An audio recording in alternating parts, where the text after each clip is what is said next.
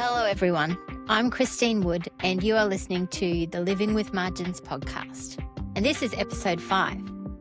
Today, I want to talk about decluttering. Now, not everyone needs to declutter. If you walk into your home and it is a sanctuary for you, you feel calm and peaceful, and you enjoy being in the space. If your home works well for you, then this episode probably isn't for you. However, if you walk into your home and you feel stressed, if looking around there is visual clutter around you and everywhere you look, there's this just feeling of you need to tidy me up, you need to put me away everywhere you look, then this episode might be for you.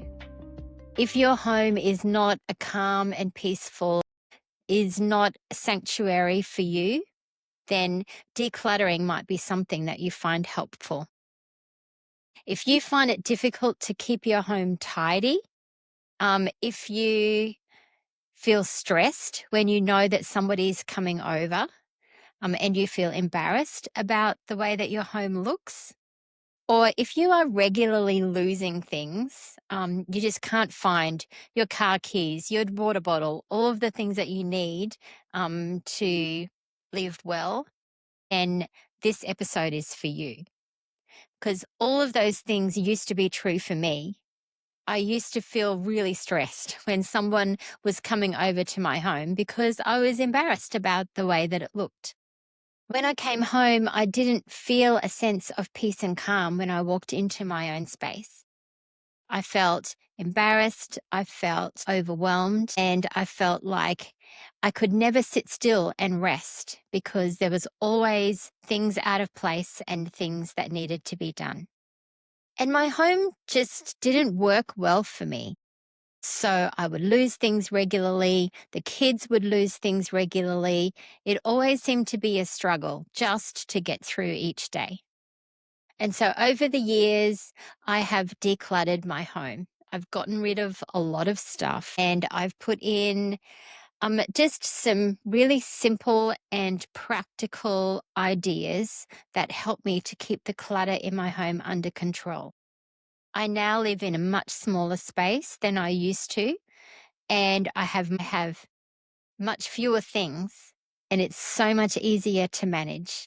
Now, when I walk into my home, I feel calm, I feel peaceful, I can rest, I can sit and enjoy the space that I live in. It's not stressful anymore because my house is not overflowing with things that I don't use, things that I don't need, and things that I don't love. What I really want to focus on today is how to get started. So when you know that you need to declutter your home, you know you want to do some decluttering in your space, how do you begin? And this is a question that I've been asked quite a few times from readers from my blog, from people who've come to workshops that I've spoken at.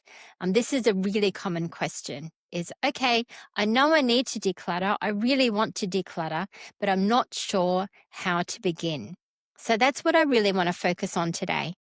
So let's jump in. What not to do when you start decluttering your house? First of all, don't start with sentimental items.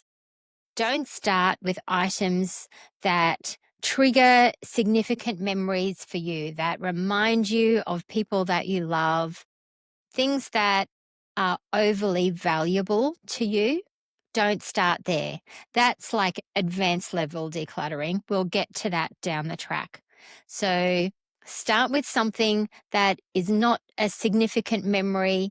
It is not significantly sentimental. Start with something that's fairly benign. Then number 2, don't start your decluttering in a hidden space that is not a place that you use every day. So don't start in the spare bedroom closet. Don't start sort of in the shelves in the back of the garage, places that are tucked away that you don't see, that you won't notice if it's decluttered or not straight away. So don't start in one of those hidden away places. Number 3, don't start with a big major mess.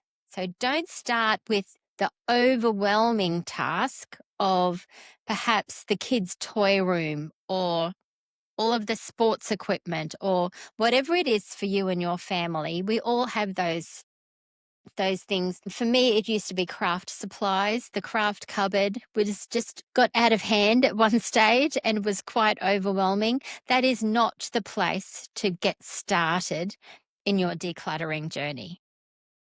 And fourthly, don't start with someone else's stuff. You know what I mean. Don't start with the kids' toys or the kids' clothes or your husband's tools. Don't start with somebody else's things. Make sure you get started with your own space, your own belongings.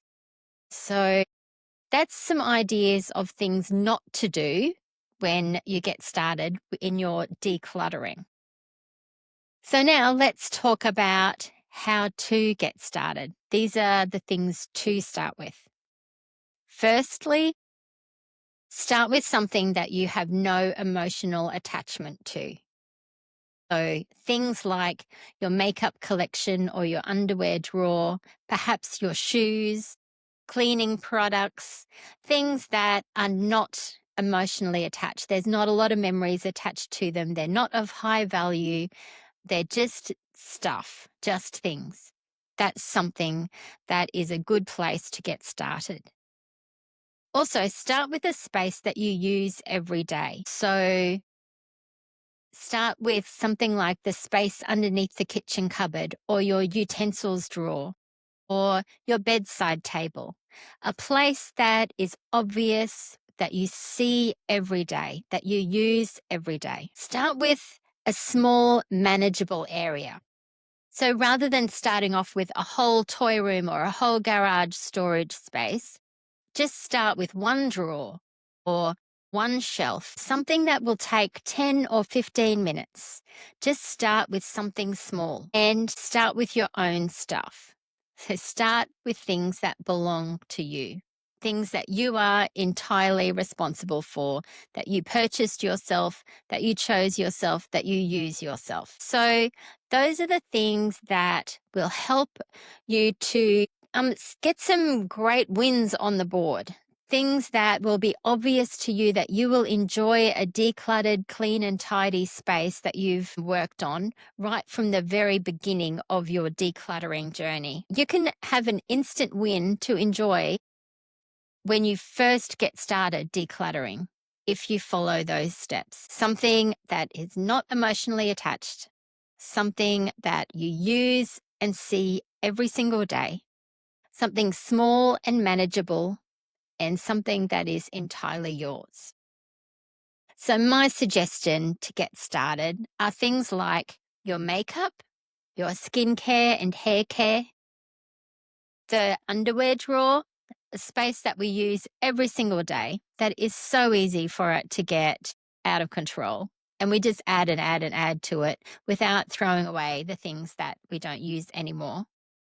The cupboard under the sink or wherever the sort of cleaning space is for you, those utility spaces that we use every day that tend to get cluttered and untidy fairly quickly, or something like the fridge door or the condiments in your pantry.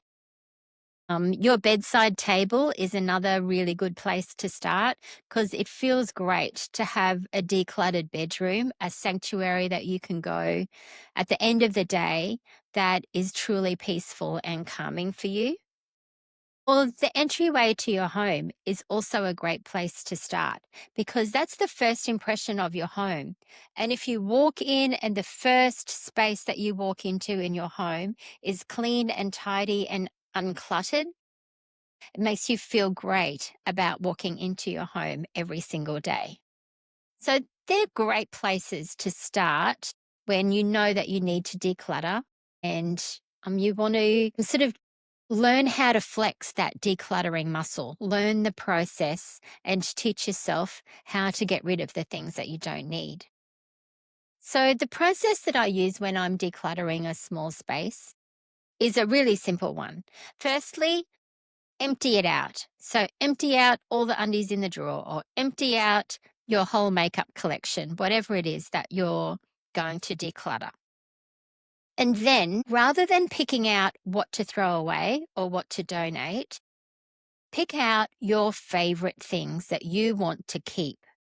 So we focus on the things you want to keep. Focus on the things that you love, the things that you use, the things that you need, and choose those things and put those things away again in your tidy space. Rather than focusing on what you're throwing away, how much you're throwing away, or how much you're getting rid of, keep your focus on the vision of the life you are creating for yourself. So keep your focus on what you're going to keep, not on what you're going to throw away.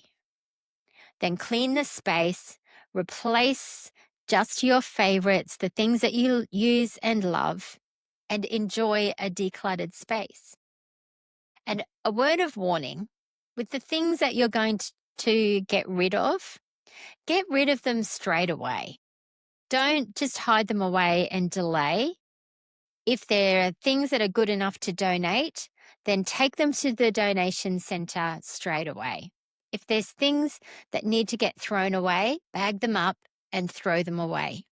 Don't have a half-done job with bags of things that need to be donated or things that need to be thrown away lying around your house or stuck in the boot of your car. Finish the job and take care of it on that day. Well, I hope you find that really helpful so that when you know that you want to declutter your home, you can follow those really simple principles, get some great wins on the board, and enjoy your decluttered space right from the very beginning.